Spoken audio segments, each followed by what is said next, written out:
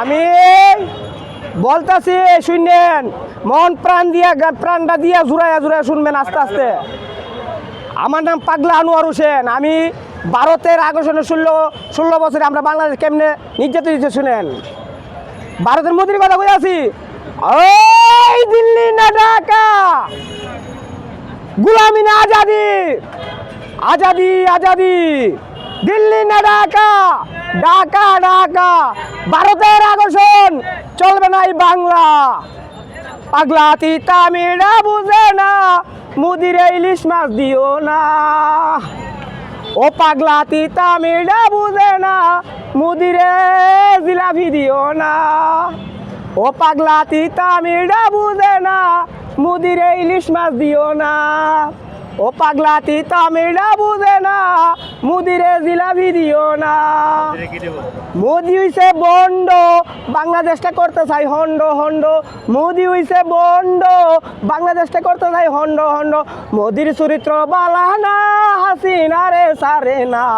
মোদির চরিত্র বালা না, হাসিনা রে সারে না। পাগলের সঙ্গে যাবি পাগল হবি, বুঝবি শেষে তোরা কেউ যাইস না রে মোদির লগে। পাগলের সঙ্গে যাবি পাগল হবি, বুঝবি শেষে তোরা কেউ যাইস না রে মোদির লগে। মোদির লগে গেলে পাগল হমু, তাই আমি মোদির লগে যাইতাম না। ও ভারতের মোদি, আমার কথা শোন। এই বাংলা 16টা বছর তুই জ্বালাইছ, আমদারে 16 বছর তুই ঘুমাইতে দিছ না এই বাংলার মাটিতে। তোর লেগে আমাদের চোখের পানি পড়তে পড়তে পড়তে বুকে, তবু আমি মজা কথা কইতে পারছি না। মোদির ঘরে মোদি তোরে এজেন হাসিনা ছিল, তাই বাংলার মানুষকে মুসলমানের আজেন বানায়া দিনের বুট রাইতে মারা দিচ্ছে। আমরা বুট দিতে পারি নাই। 6টা গুন্ডা দিয়ে 12টা, 6টা হুন্ডা দিয়ে 12টা গুন্ডা দিয়ে নির্বাচন কেন্দ্র আমরা করে দিছ।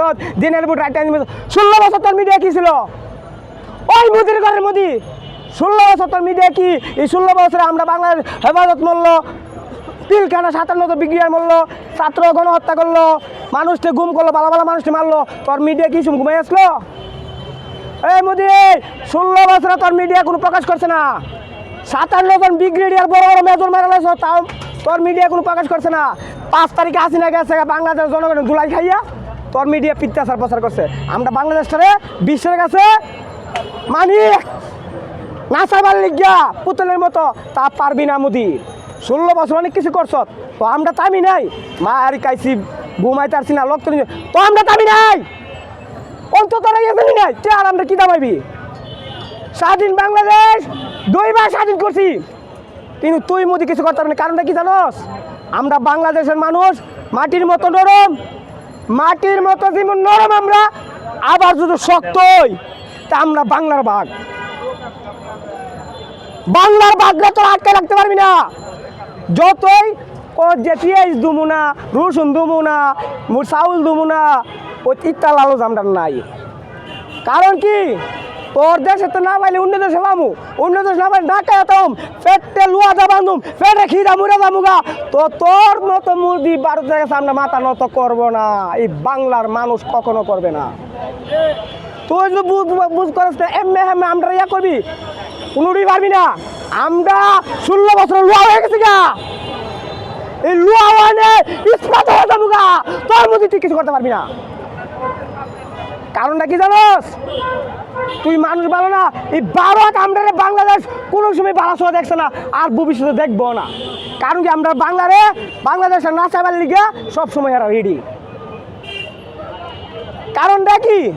আমরা বাংলারেও মাথা উঁচু করে হারবার ভারত কখনো দিব না।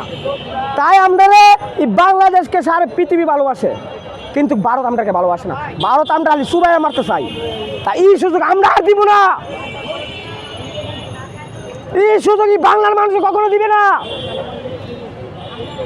ভারতের ইয়ারা যে বাংলাদেশের বর্ডার ঘেরাও করার জন্য আসছিল, তো এই বিষয়ে আপনি এটা হইছে আমনের বক্কর চক্কর করবো, আমরা মানে ডর দেয় আবার লিগা।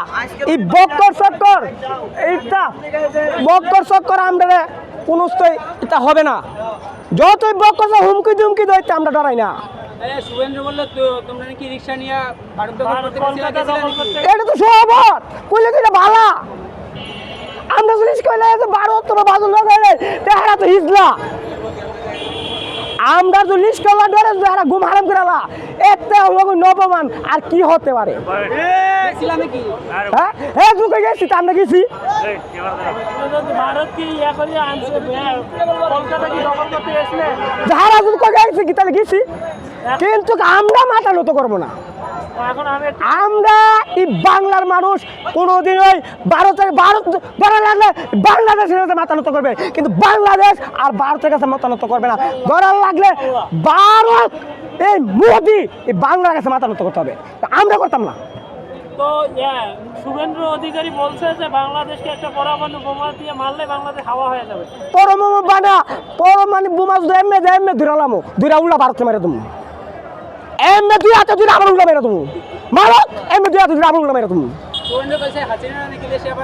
ফাডাক আমরা তো চাই ফাডাক হে যে পিলকানা সাপলা চক্কর হেফাজত সব কিছু মারলো সব কিছু ইয়া করলো আর বিচারি বাংলার বাড়িতে হলো না হ্যাঁ একবার না তুই 500 বারও যদি হ্যাঁ ফাঁসি দে এই বাংলার মানুষ এটা আশ্চর্য যেত না একবার না 500 বার মাসি দিয়ে আমার আবার মাসি দিয়ে আবার মাসি দিয়ে আমার আবার মাসি দিয়ে 500 বার মাসি দিলে এই বাংলার মানুষের আশ্চর্য মৃত্য না যে অপরাধ ই করছে এই বিশ্বের মধ্যে একটা কাল লাগিনি এই একটা ডাইনি এই একটা বাঙালি কাল লাগিনি একটা ফানুক সাপ কোন মানুষ হইতে পারে না এত জঘন্য মানুষ ছোট ছোট বাচ্চারে ই মারছে এর ভিত্তে কোনো ধুয়ে মেয়ে নাই ওই মেজর হুদারে ই নিজের করছে